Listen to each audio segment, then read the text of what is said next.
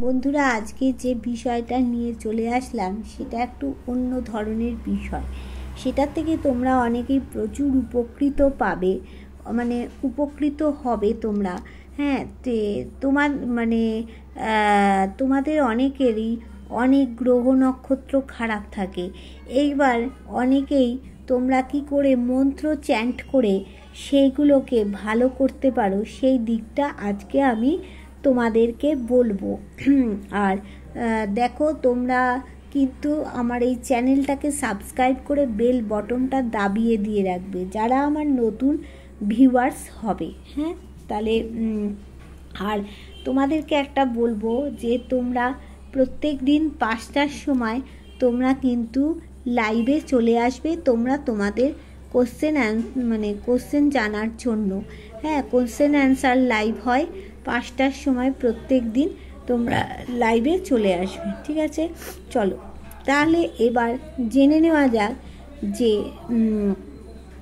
আমাদের যদি কারো রাহু খারাপ থাকে তাহলে কি করতে হবে, কি মন্ত্র পাঠ করতে হবে। ওম রাম রাহবে নমঃ, এই মন্ত্রটা তোমরা পাঠ করবে। হ্যাঁ, আর পাঠ করলে ভালো হবে। আর কি বলছে যে সূর্য মন্ত্র কি করবে। ওম হাং হিং হৌং স সূর্যায় নমঃ। চন্দ্র মন্ত্র হচ্ছে ওম শ্রাং শ্রিং শ্রোং স চন্দ্রায় নমঃ। মঙ্গল খারাপ থাকলে কি মন্ত্র পাঠ করবে। ওম কাং ক্রিং ক্রৌং স ভৌমায় নমঃ। এটা তোমরা মঙ্গলবার দিন বিশেষ করে পাঠ করলে সকালবেলায় পাঠ করবে, হনুমানজির সামনে পাঠ করবে বা মা বগলার সামনে পাঠ করবে, তাহলে কিন্তু তোমাদের ভালো হবে এটা। আর বুধের মন্ত্র কি বলছে, বুধ যদি কারো খারাপ থাকে ওম ব্রাং ব্রিং ব্রং স বুধায় নমঃ। এটা বুধবারে তাহলে তোমরা গণেশের সামনে ভোরবেলাতে করতে পারো, বা এটা নিত্য প্রত্যেক দিনই করতে পারো, কিন্তু ভোরবেলায় করতে হবে। আচ্ছা, বৃহস্পতির মন্ত্র কি করবে। ওম গ্রাং গ্রিং গ্রৌং স গুরবে নমঃ। এটা কি করবে, গুরুদেবের সামনে বা মা লক্ষ্মীর সামনে এটা সকালবেলাতে তোমরা কিন্তু পাঠ করবে।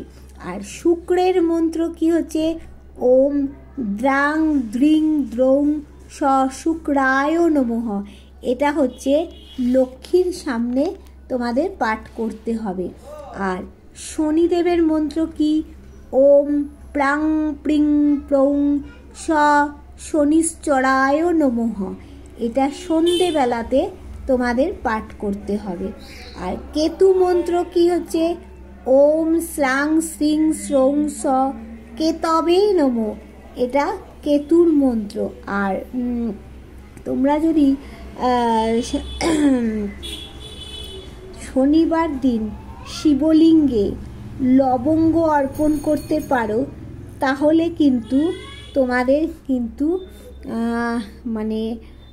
অনেকটা দিক থেকে অনেক কিছু তোমাদের ভালো হবে।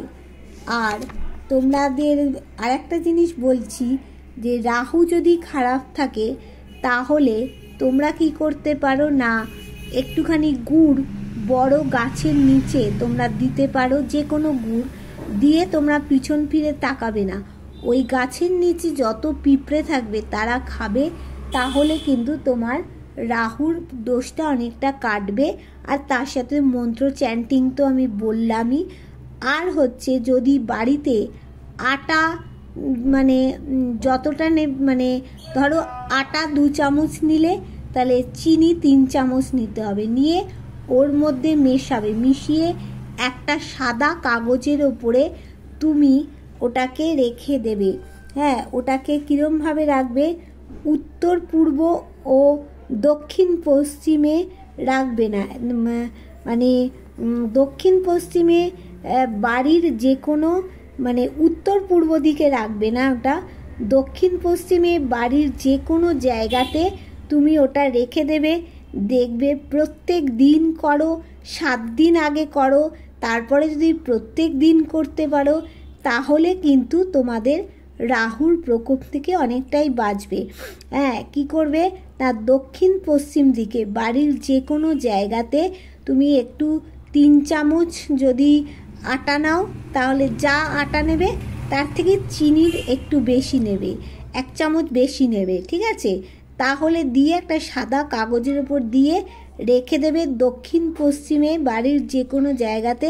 দেখবে প্রত্যেক দিন পিঁপড়ে খেতে আসবে। খেতে এটা একটা কি বলতো, পশু সেবাও হয় আর তোমাদের কাজটাও কিন্তু হয়। মোটামুটি 7 দিন করো, আর 7 দিন পরে যদি তোমরা রোজ করতে পারো তাহলে কিন্তু তোমাদের খুব ভালো হয়। তাহলে চলো এইগুলো তোমরা করবে, তোমাদের অনেক উপকার পাবে। ঠিক আছে, চলো টাটা, বাই বাই।